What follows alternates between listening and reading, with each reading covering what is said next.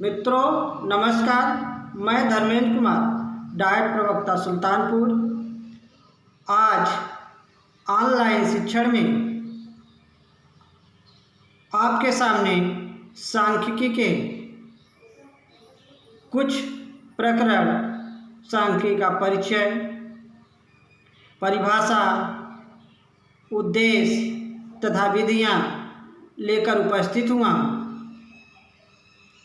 इसमें आप सभी प्रशिक्षुओं का व प्रतिभागियों का मैं स्वागत करता हूं और यह आशा करता हूं कि इसमें आप अच्छी तरह से इसको सीखेंगे। मित्रों, परिचय में जैसा आप लोग देख रहे हैं कि स्टैटिक्स इटालियन शब्द स्टैटिस्टा से निकला है। स्टैटिस्टा का शाब्दिक अर्थ स्टेटमेंट अर्थात राज्य कार्य में कुशल होता है।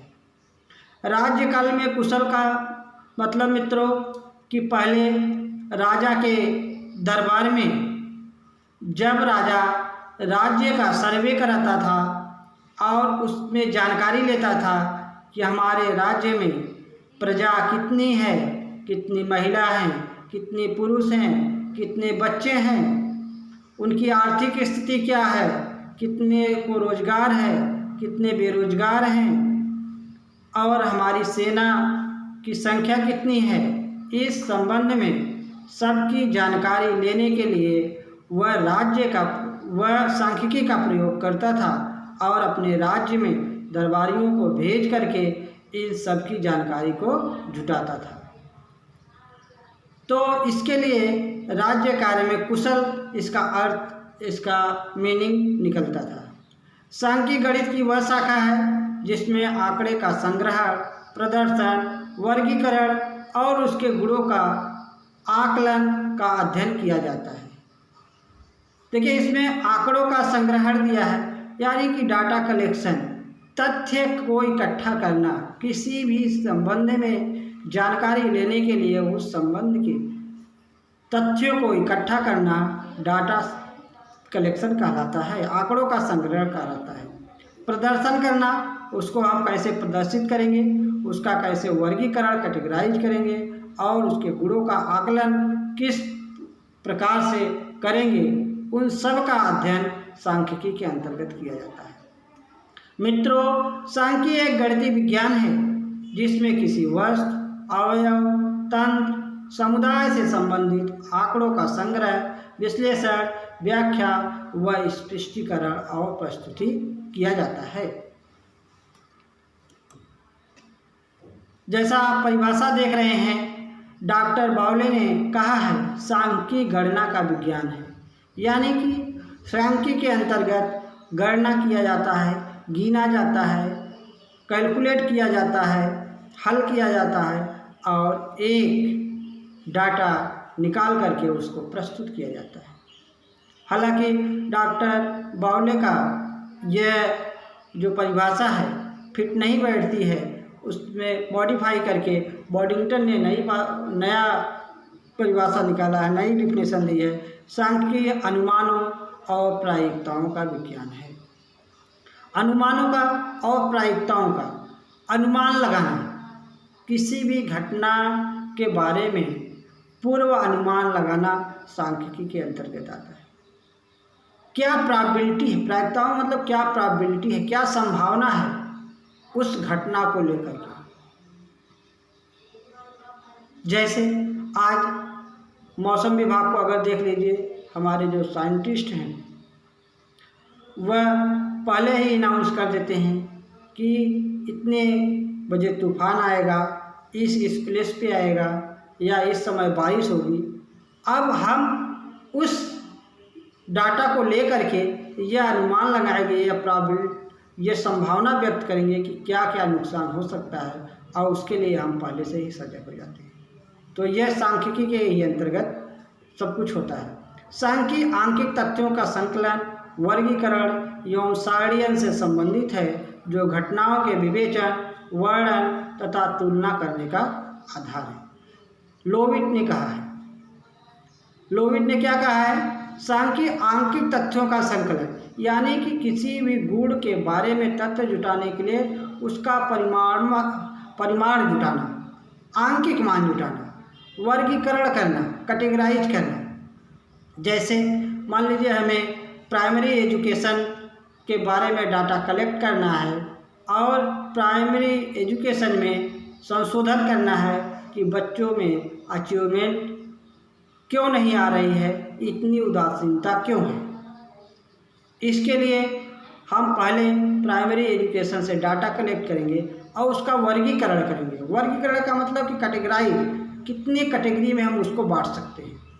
यानी कि हम शिक्षकों का डाटा कलेक्ट करेंगे, उनका व्यू जानेंगे, स्टूडेंट छात्रों का व्यू जानेंगे, अभिभावक का व्यू जानेंगे, ग्रामवासियों का व्यू जानेंगे। जितना संभव कैटेगरी होगा उसका वर्गीकरण हम करेंगे। फिर उसके बाद उसकी सारणी बनाएंगे, सारणीयन करेंगे उससे संबंधित जो है। फिर घटनाओं का विवेचन करेंगे, यानी कि उस संबंध में, उस घटना के बारे में या उस संशोधन के बारे में हम आपस में विवेचन करेंगे, वर्णन करेंगे, एक दूसरे का कंपैरिजन करेंगे और कंपैरेटिव एनालिसिस करने के बाद हम एक आधार निकालेंगे, एक अर्थ निकालेंगे और उस अर्थ निकालने के बाद हम उसको जो संशोधन होगा उसको कंप्लीट कर देंगे। नेक्स्ट है सांख्यिकी के उद्देश्य।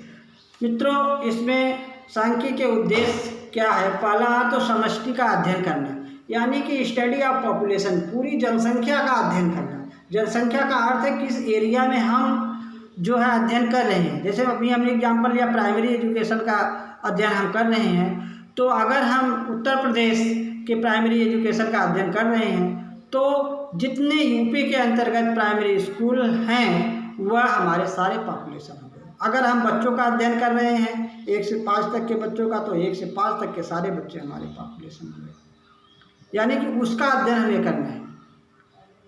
और उतना बड़ा अध्ययन हम नहीं कर पाते और ऐसा संभव नहीं है, तो उसके लिए जो समष्टि होता है, जो पॉपुलेशन होता है, उसमें से हम सैंपल निकाल लेते हैं और कुछ सैंपल निकाल के कुछ सिलेक्ट कर लेते हैं सैंपल, और उस सैंपल पे हम अपना अध्ययन करके, अपना रिसर्च कर करके उसको जो रिजल्ट आता है उसको जनरलाइज करके उसको हम उसमें कंप्लीट कर देते हैं। जैसा कि आपने देखा है कि चावल अगर हम किसी बर्तन में पकाते हैं तो चावल पक गया, उसमें से हम कुछ चावल निकाल कर देख लेते हैं। इससे पता लग जाता है कि हम जान जाते हैं कि वह चावल पूरा पक गया है। तो जो कुछ चावल हम निकालते हैं वह हमारा सैंपल है। उसी प्रकार से हम कुछ विद्यालय का सिलेक्ट कर लेंगे, चयन कर लेंगे, जो पूरे विद्यालय का, उत्तर प्रदेश के पूरे विद्यालय का प्रतिनिधित्व करता है। उसके आधार पर हम जो रिजल्ट निकालेंगे, जो संशोधन करेंगे, उसको सभी विद्यालय पर प्रशासित कर देंगे, यानी कि लागू कर देंगे। दूसरा है विक्षेपण तथा उसके कारणों का अध्ययन। विक्षेपण का मतलब होता है वेरिएशन। वेरिएशन का मतलब होता है कि बदलाव, क्षण प्रतिक्षण बदलना। कहने का मतलब यह है मित्रों कि जैसे मान लीजिए हमारे पास ऑनेस्टी है, ईमानदारी है। ईमानदारी कभी कभी समय समय पे प्लेस टू प्लेस वह बेईमानी में भी बदल जाती है। हम कभी ईमानदार हो जाते हैं, कभी बेईमान, यानी कि यह जो हमारा गुण है वह वैरी करता है, चेंज होता रहता है, बदलता रहता है। झूठ बोलना, सही बोलना, ये भी बदलता रहता है। तो जो ये वेरिएशन हो रहा है, जो ये चेंज हो रहा है, उस चेंज को, जैसे मान लीजिए कोई मेथड हमने अप्लाई किया प्राइमरी एजुकेशन पे, वह कुछ दिनों तक तो लागू होगा और उसके बाद वह फिर वैरी हो जाएगा, क्योंकि वह उसमें उदासीनता आ जाएगी और उससे बच्चे नहीं पढ़ पाएंगे। यह वेरिएशन होता है, यानी कि जो समय टू समय, प्लेस टू प्लेस चेंज होता रहे। तो इसका अध्ययन भी, उसके कारणों का अध्ययन भी सांख्यिकी के अंतर्गत करते हैं। समंकों का संक्षिप्तीकरण का अध्ययन, जो डाटा होता है उसको समराइज करना, समराइज करके और उसका रिजल्ट निकालना, रिसर्च करके उसका एक कंक्लूज़न निकालना, समराइज करना, ही भी सांख्यिकी के अंतर्गत आता है। जितने भी डाटा का हम कलेक्शन करते हैं उस डाटा को हम वर्गीकरण करते हैं, टैबुलेशन करते हैं, उसके बाद उसका विश्लेषण करते हैं, उसके बाद समराइज करते हैं और समराइज करने के बाद एक रिजल्ट पे हम पहुंचते हैं। नेक्स्ट है मित्रों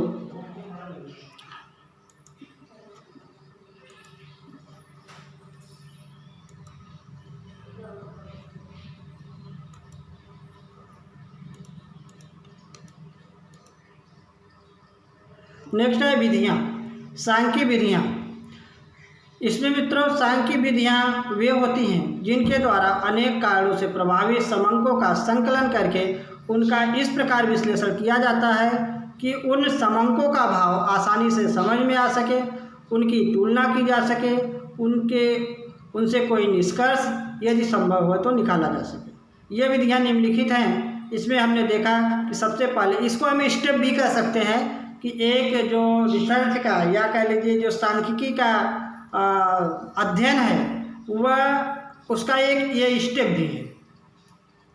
सबसे पहला स्टेप या विधियां हैं समंकों का संकलन, यानी कि डाटा का कलेक्शन करना। जो भी हम अध्ययन कर रहे हैं उसके संबंध में जानकारी जुटाना, उनके तथ्यों के संबंध में आंकिक जानकारी जुटाना समंकों का संकलन कहलाता है। वर्गीकरण करना, उसको कैटेगराइज करना, अलग अलग कैटेगरी में बांट देना। जैसे हमने अभी पहले बताया कि हम पुरुषों का, महिलाओं का वर्गीकरण कर सकते हैं, अलग अलग कर सकते हैं, या कह सकते हैं जो छात्र हैं, हमारी जो छात्र हैं, छात्राएं हैं, अध्यापक हैं, अध्यापिकाएं हैं, गार्जियंस हैं, उन सब में हम वर्गीकरण कर सकते हैं और करके हम अध्ययन कर सकते हैं।